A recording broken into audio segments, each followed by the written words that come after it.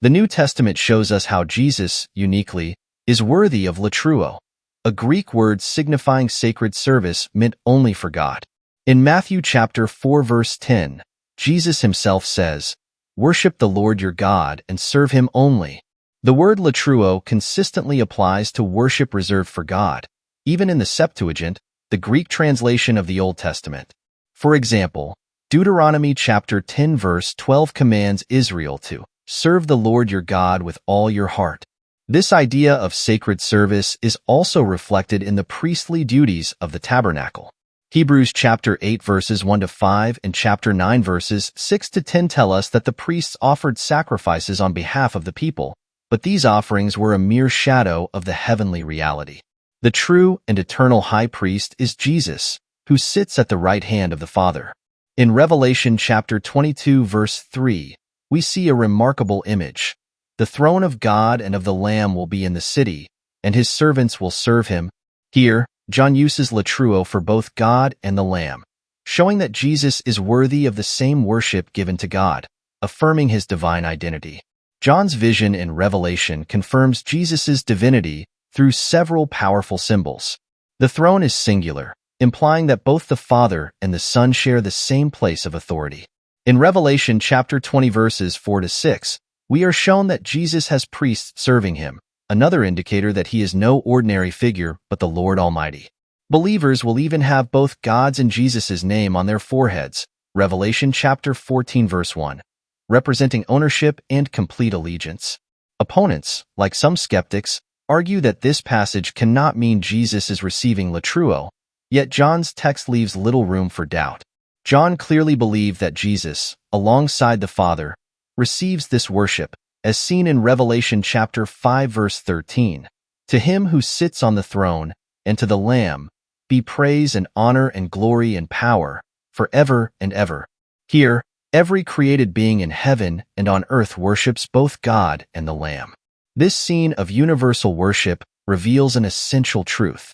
Worship is reserved for God alone, yet Jesus receives it without restriction.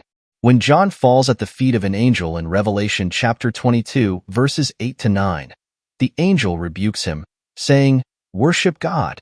This further on that only God is to be worshipped, emphasizing the profound nature of Jesus receiving latruo.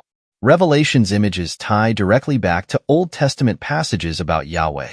Isaiah chapter 60 verses 19 to 20 and 2 Samuel chapter 22 verse 29 speak of the Lord as the eternal light, just as Revelation chapter 21 verses 22 to 24 describes the Lamb as the lamp that lights the city.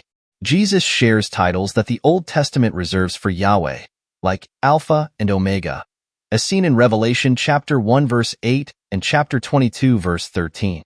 This title represents eternal existence, further proof of his divine nature. John's vision also shows that both the Father and Son are one temple for believers, as mentioned in Revelation chapter 21 verse 22. Additionally, both are sources of salvation. Revelation chapter 7 verse 10 proclaims, "Salvation belongs to our God, who sits on the throne, and to the Lamb," linking them as the sole saviors. Revelation chapter 11 verse 15 also declares, "The kingdom of the world has become the kingdom of our Lord and of his Christ, and he will reign forever and ever."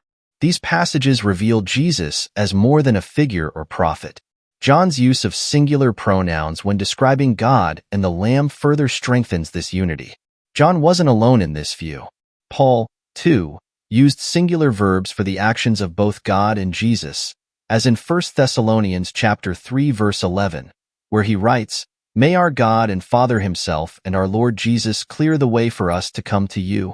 Jesus is not a part of creation, but stands above it. Revelation chapter 5 verses 13 to 14 says, "Every creature said, 'To him who sits on the throne and to the Lamb be praise and honor and glory and power, forever and ever.'" If Jesus were only a created being, he would join in worship rather than be worshipped. Instead, he is exalted with God, proving his divinity beyond doubt. John, in his Gospel and Revelation, repeatedly links Jesus to Yahweh. In Revelation chapter 2 verse 23, Jesus says, "I am he who searches hearts and minds, and I will repay each of you according to your deeds. This is language found throughout the Old Testament to describe Yahweh, like in Jeremiah chapter 17 verse 10. I the Lord search the heart and examine the mind, to reward a man according to his conduct. The apostolic father Polycarp, a disciple of the apostles, held that Jesus was worthy of sacred service, calling him the one to whom every breathing creature serves, latruo. This was in line with the apostles' teaching that Jesus is fully God and to be worshipped as such. To conclude, Revelation chapter 22 verse 3 can be understood in two ways. Either Jesus alone receives sacred service, or both the Father and the Son receive it. In both interpretations, Jesus is worthy of latruo, emphasizing his divine nature as Yahweh, the Almighty. John's testimony and visions in Revelation confirm that Jesus receives the highest form of worship and devotion, affirming that he and the Father are co-equal, co-eternal, and one in essence.